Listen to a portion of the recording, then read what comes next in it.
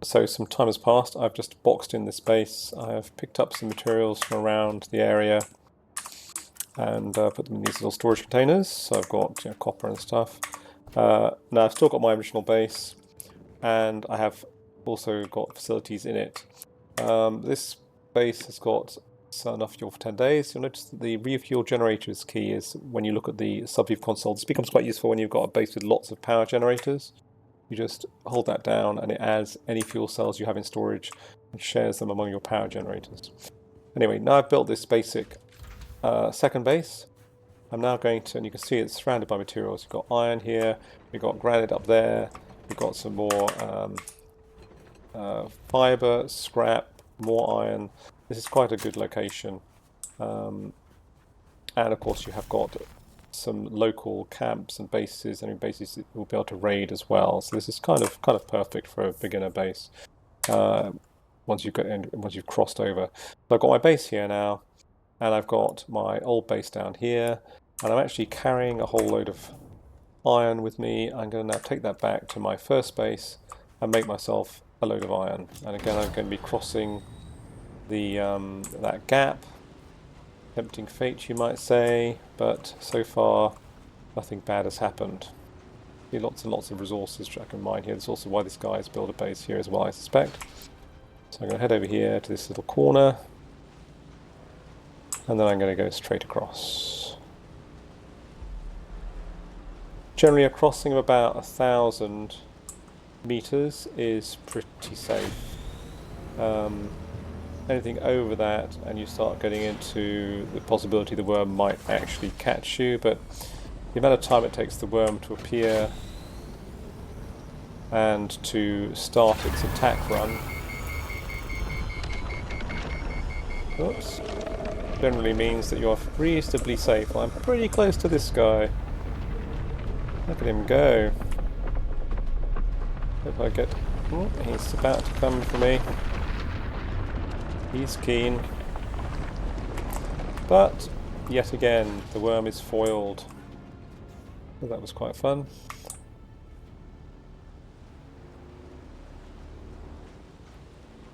You feel sometimes they're lying in wait.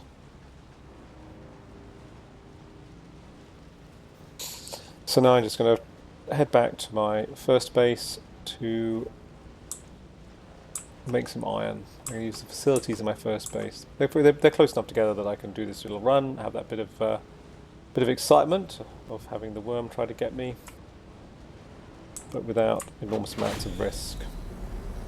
That's as long as I'm using my booster. If I'd had a storage box on the back of my bike, the inventory storage box on the back, it might have been a different story. But I didn't. I had my booster on. I shall store this. Get back in my micro box base here. I should re-put some stairs there because there's not enough room. And I can now put all that lovely iron ore into my refinery here. Make 70 ingots.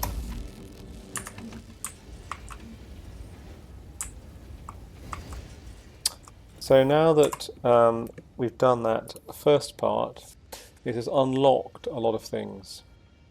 One thing that's unlocked is the shield, and you really need this. This is a very, very important device. Also unlocked standard disruptor, GRDA and sword. Power pack Mark II, I also want one of those. Repair station, larger chest, cut array Mark II. You see that enables you to mine carbon, which enables you to then make steel at a later stage, which is also very, very useful.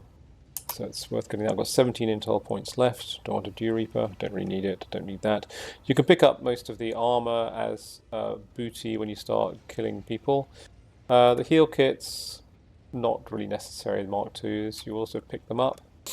Soundbite scanner is quite useful for finding loot caches. Handheld resource scanner for missions sometimes, but you don't really need those things immediately. You do want a shield, you don't want an improved power pack. That's what else you can have. So there's an improved blood extractor, improved blood purifier, all very useful, and a larger blood sac. But I've only got 17 intel left, so I've got my shield, I've got my power pack. I've got to think very carefully about what I want. Let's see what there is in the construction list. I didn't actually need to pay for the Power Pack Mark 1 plan. I could go straight to Mark 2. The chest is made of iron. It's quite useful for larger capacity. I think I will get the Cutaway Mark 2. And the repair station. So I've still got 9 intel left. And then exploring, it's suggesting leap suspensor belt. Well, I've got a passive one I'm wearing. I will probably pick one of these up at some point. And then there's more things I can have. Sandbite Mark II, Booster Mark II, Inventory, and Scanner. So I'll think about those. I think I'll save the rest of my intel for the moment. Okay, this now means I can make a few more things. I really do want a Power Pack Mark II, and this is where you use things like particle capacitors. And let's have a look where the shield is. Do I build it from here? There it is. I really want that. That is the most useful thing you can make at this point in the game. I need a shield. Now, it's a good job I built it first. I will have some more iron ingots in a minute. And then I'll build myself a Mark II power pack to go with it. The shield now is a game changer, because now I am invulnerable. I press H, I'm invulnerable to attacks until my shield goes down.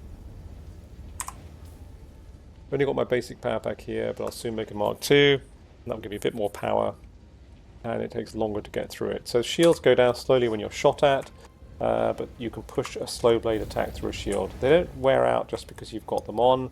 They do attract worms when you've got them on. So if you're in open sand, keep your shield off. Interesting sound. What was that? Sometimes you hear wrecks falling. Not the best design of all the bases I've ever built. There we go. I can now make a Power Pack Mark II to go with my shield. While I'm here, I'm going to put blood I'm carrying into this. And notice it's lost all the water. There was water in these when I abandoned the base, then picked it up again. So obviously the water is not persistent. I didn't realise that, so I've lost a bit of water there, but I will get it back obviously from that blood. And I'll be able to refill my Leech-Johns. I've got 2 of them, and at the moment, at this stage, 2 is enough, quite enough for most purposes. Power Pack Mark II, which I shall now put on, and I'm feeling much happier. I've got a Kindle, I've got Karpov 38, not particularly great weapons, but they will do. Do I have a better option for weapons? It says I need copper ingots for that. I don't have any here at the moment. But no, you have to make a weapon fabricator to make the higher level weapons, which I can make at my other base. So, just a little recap. I'm now at the South Hagga base. I have abandoned it and reclaimed it. Fulfill that part of the trial. That's unlocked various research options. I've now got a shield, which is essential, and I have got an advanced sub-fief, which I've built on the other side of the gap in an area where there is a lot of resources which I can pick up to make things I need to get on to the next stage. The next stage basically is building an ornithopter. But you need to actually do a few things first. Okay.